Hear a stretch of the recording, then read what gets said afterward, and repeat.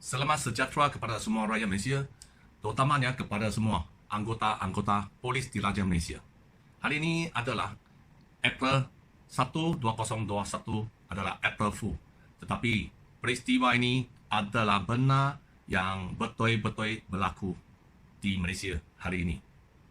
Sebelum ni saya memperkenalkan saya diri dulu. Saya adalah Nelson, burung ababil. Dari keluarga polis, abang saya polis. Bapa saya juga bekas polis. Dan peristiwa ini telah berlaku pada tahun 2016 sehingga hari ini. So, apa yang sudah terjadi? Saya telah dipilih sebagai pemimpin sebuah kompleks bangunan PNC Timur yang mempunyai 500 keluarga. So, semasa saya dijadi pemimpin, saya mendapati pemaju Syarikat Tan Sri Musa Hassan telah membina sebuah bangunan yang dalam keadaan yang amat berbahaya dan tidak mengikuti Uniform Building by Law, UBBL. So, persoalan saya dan penduduk-penduduk saya, macam mana bangunan ini boleh diluluskan tanpa seunit pemadam api, tanpa ada seunit alarm, tanpa ada seunit fire detector di tingkat 8 hingga tingkat 23 tingkat. Ini sudah tentu bangunan ini telah mendapati CCC ini tidak mengikuti undang-undang dan arkitek yang meluluskan CCC ini telah melibatkan diri membuat merangka itu kelulusan yang palsu yang kemungkinan besar kalau berlaku kebakaran besar-besaran akan membawa kematian beramai-ramai. So, saya pun cuba membuat laporan polis sejak tahun 2016. So, sebagailah wakil penduduk-penduduk kami yang mempunyai beratus-ratus keluarga. Tetapi marangnya, laporan-laporan yang dibuat telah ditutupi oleh Balai Polis Bukit Bertajam, Bandar Perak, Ibu Pejabat Daerah Seberang Perai Tengah. So, apa perbezaan seorang pemimpin? Amat penting kepada itu jentera kerajaan ataupun sebuah pusat pentadbiran. Tengok ada perbezaan. Saya hari ini nak beritahu apa perbezaan. Perbezaannya, sebagai semasa pemimpin OCPD, Tuan Nick Rose, kami cuba beramai-ramai pergi buat laporan polis. Mereka tidak mau ambil, tak mau buka file. Mereka cuba tutupkan semua kes denial yang dilakukan oleh pemaju bekas Ketua Polis Negara Tan Sri Musa Hassan ini, dan sehingga mereka telah mengadakan seorang pegawai yang pandai buat kes palsu yang baru-baru ini telah membocorkan last year, beliau telah menduduki dalam rumah seorang orang yang diburu oleh Polis Diraja Malaysia Johor yang melibatkan diri dalam skim cepat kaya Makau. Apa you? Oi, you ada sewa sini ya? Oi! Oi! I cakap sama you. You know what lah? BMCT ya? Stay here. Hey, where, you got the parking Where is your card? Wah, cakap jalan lah. So, macam mana pegawai ini buat kes selama 3 tahun ini? Saya di sini, saya bagi semua orang tahu. Bila saya buat laporan polis, buat komplain bahawa kami kemungkinan besar telah membeli satu rumah ataupun pejabat yang dibina oleh Syarikat Tan Sri Musa Hassan. Pemaju Syarikat Tan Sri Musa Hassan mempunyai banyak unsur-unsur penipuan. Mereka tidak ada minat. Sebaliknya, polis kunis ini telah membuat banyak kes palsu terhadap saya, menyebabkan mangsa-mangsa kami, penduduk-penduduk kami berasa takut. Dan pemaju telah memberi amaran. Kalau you lagi buat komplain banyak-banyak, suatu hari you akan jadi apa yang telah terjadi ke atas Nelson ini. So, di sini saya berharap sebagai seorang anak polis, saya sedang bagi warning. Saya bukan nak mencabar itu pegawai polis. Tak boleh. Saya dari keluarga polis. Tetapi saya akan mencabar polis yang jahat. Saya telah memberi amalan kepada Tuan Kunis, Inspektor Kunis, jangan buat kes palsu. Suatu hari saya akan lawan balik. Saya boleh tunggu masa. Jangan cuba lawan dengan anak polis. Anak polis telah dididik dengan semangat sejak kecil oleh ayah saya, oleh abang saya. Lawan. Kalau benar, kita jangan takut. Kita terus lawan. Tetapi pegawai yang syaitan ini, beliau tidak beliau tidaklah macam-macam beliau beranilah.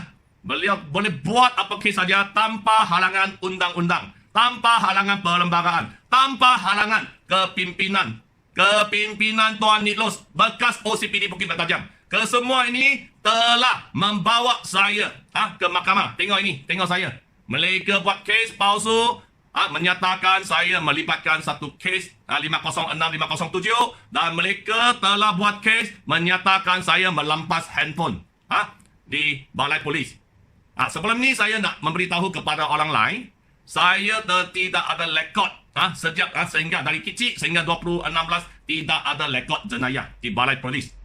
Senarai hitam lah. Tetapi sejak saya menjadi pemimpin penduduk 500 keluarga, saya telah melibatkan diri dalam banyak kes jenayah telah direka atau disengaja dibuat, dicipta oleh polis Kunis, Inspektor Kunis dibawa ke pimpinan Tuan Nitlos. So saya harap kes-kes yang ini, kesemua ini saya baca kepada semua rakyat Malaysia yang kes pecah itu penceroboh. Nampak saya muka macam penceroboh. Saya adalah bekas bekas pengetua tadika. Nampak? Tetapi selepas itu saya jadi penceroboh. Saya cari merampas handphone di balai polis. So ini adalah kes. Saya berharap polis di Raja Malaysia Bukit Aman buka siasat. Sebab menganiayai seseorang dengan kes palsu melupakan satu kes jenayah. Dan kes ini malahan dia terlibat dengan seorang pegawai tinggi Inspektor Kunis. Ini kes adalah PC 83D-1267-12/17. Kes kedua adalah PC 83-927-10/2018.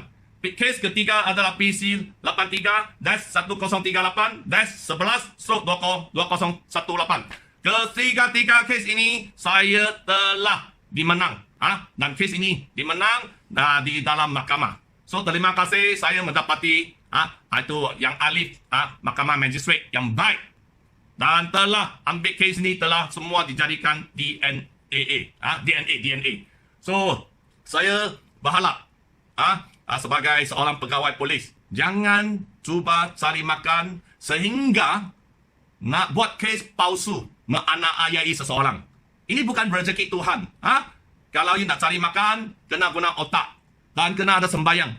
Pegang kepada agama yang kuat. Janganlah lasuah sampai membuat kes palsu non-stop menganiayai seorang pemimpin yang cuba membera penduduk 500 keluarga. Dan di sini saya ada dua dokumen nak tunjuk kepada orang ramai bahawa cuba bayangkan seorang bekas ketua polis negara. That means you bayang ketua polis negara, seorang yang bagus, berkorban, berdedikasi, mempunyai kedudukan yang tinggi, mempunyai reputasi yang tinggi, tetapi kini di Malaysia terdapat satu something, satu jahat. Dia macam jahat. Dia boleh buat apa saja. Dia no law of the law, iaitu pemaju syarikat Tan Sri Musa Hassan. Dia punya syarikat membuat satu bangunan yang amat berbahaya tetapi boleh mendapat kelulusan CCC. So ini adalah satu surat dari Suruhanjaya Tenaga telah menyatakan terdapat lebih kurang 528 keluarga, lebih daripada 1000 unit toilet dalam water heater ada mendapati kecacatan pendaiwaian yang boleh membawa kematian.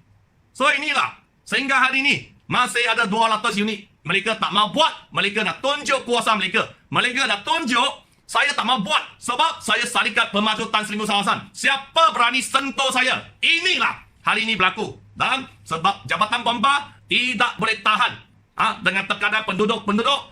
Hari ini kita nampak ada satu dokumen telah dikeluarkan pada tahun 2019. Jabatan Bomba telah mengeluarkan 16 itu notis menghapuskan bahaya kebakaran. So ini merupakan satu kebenaran rakyat, terutamanya penduduk-penduduk kompleks BNC Timur. Kalau kita benar, kita berani lawan.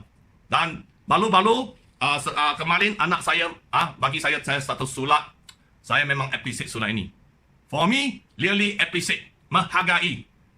Saya telah terima, memang terima dengan syukur Tuhan yang amat maha esa. Saya telah dapat satu surat yang amat menghargai. Memang ditulis oleh dari Bukit Aman.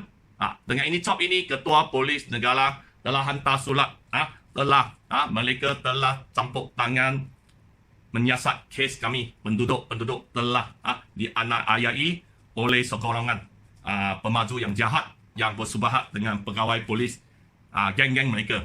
So memang sekarang saya sudah komplain 3 tahun kami mendapati satu Ketua Polis Negara Abdul Hamid yang memang ambil belat aduan mangsa dan aduan sebagai pemimpin 500 keluarga ini. Terima kasih. Dan sini saya juga nak mengucapkan terima kasih, amat terima kasih kepada OCPD Bukit Tajam Balu, Tuan Safihi. So, saya nampak baru-baru ini saya pergi few time, beberapa kali balai polis, kami telah nampak itu pengurusan pentadbiran balai polis telah berubah. Layanan yang baik telah diberi oleh layanan telah diberi oleh pegawai-pegawai yang menyiasat kes.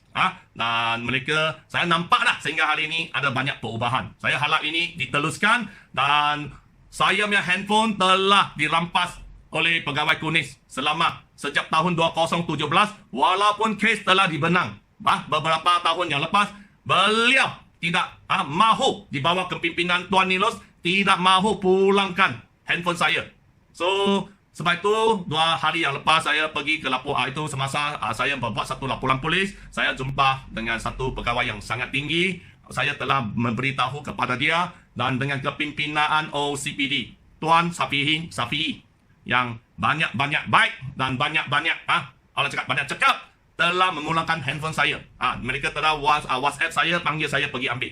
So inilah kami mau nampak. Kita bukan nak cabar polis, tetapi kadang-kadang dalam kalangan anggota polis ada yang polis yang langsung tak mau ikut undang-undang. Mereka bermahala jalela. Mereka sangkut membuat kes palsu non-stop kepada seorang jelata biasa. Saya kena ambil lawyer 3 tahun ini telah membelanja lebih kurang 300 ribu untuk melawan kes yang direka oleh mereka ini. Kalau ini berlaku kepada seorang B40 yang miskin, apa yang akan terjadi? Mereka telah salah guna kuasa, mereka telah buat kes palsu, dan persoalannya macam mana DPP yang mendakwa semua kes ini tidak realize, tidak menyedari kes-kes ini ada unsur-unsur kelemahan. Inilah layak nak tahu. So akhirnya saya lagi nak ucapkan ribuan terima kasih lah kepada Ketua Polis Negara Abdul Hamid, Tan Sri Abdul Hamid. Salut. Memang apa yang you katakan ini rule of the silent. Rule of the silent ini adalah benar dan sebagai seorang keluarga polis. Apa yang saya tahu juga Tan Sri Abdul Hamid juga dari keluarga polis. Bapa dia polis, saya bersama. Kami bukan nak lawan. Kami nak orang ramai nak memberi keyakinan kepada orang ramai bahawa pasukan uniform polis di Raja Malaysia ini terdapat pegawai-pegawai yang baik, tetapi kita akan melawan pegawai yang jahat sehingga membuat kes palsu menganiayai seseorang atas kepentingan diri sendiri. Cuba bayangkan tuan-tuan dan puan-puan, baru-baru ini Inspektor Kunis kami telah didapati beliau bukan menduduki di dalam rumah seorang suspek utama yang terlibat dengan skim cepat kaya diburu oleh polis di Raja Malaysia Johor. Beliau telah menduduki dalam satu rumah yang mempunyai hubungan yang dimiliki oleh saksi-saksi dalam ketiga kes ini ataupun secara langsung dalam kes ini pemaju Richard Tan Ising. Tolong siasat, mereka telah buat satu kes palsu menganiayai seseorang. Ini melupakan kes jenayah. Kalau saya terperangkap dan dipenjarakan, dijatuhkan hukuman, apa yang terjadi kepada keluarga saya? Sudah tentu keluarga saya dan saya telah menjadi mangsa atas penipuan jenayah mereka ini. So harap pihak polis tolong buka fas siasat. Ini bukan satu kes minor case. Ini melibatkan banyak orang dan juga melibatkan pegawai-pegawai dan tertentu yang cuba bersubahat dengan pemaju dan telah membuat kes palsu, menakut-nakutkan pengadu dan menakut-nakutkan mereka yang melibatkan itu menjadilah mangsa atas penipuan ini penduduk-penduduk saya. Terima kasih. Dan last ini saya juga haluslah kita rakyat Malaysia, kita nak memberitahu, memperingatkan anggota polis yang jahat, janganlah taat setia kepada orang jahat. Bermaju Tan Sri Musa Hassan. Ini jahat, orang banyak jahat. Okey? Kita sentiasa, tidak kira siapa di Malaysia ini, kena sentiasa diingatkan. Kenapa polis ada diraja? Polis diraja ini bermakna sentiasa kena taat setia kepada yang di-Pertuan Agong dan institusi Raja-Raja Melayu. Ampun tuanku, ampun tuanku, ampun tuanku. Terima kasih. Burung Ababia.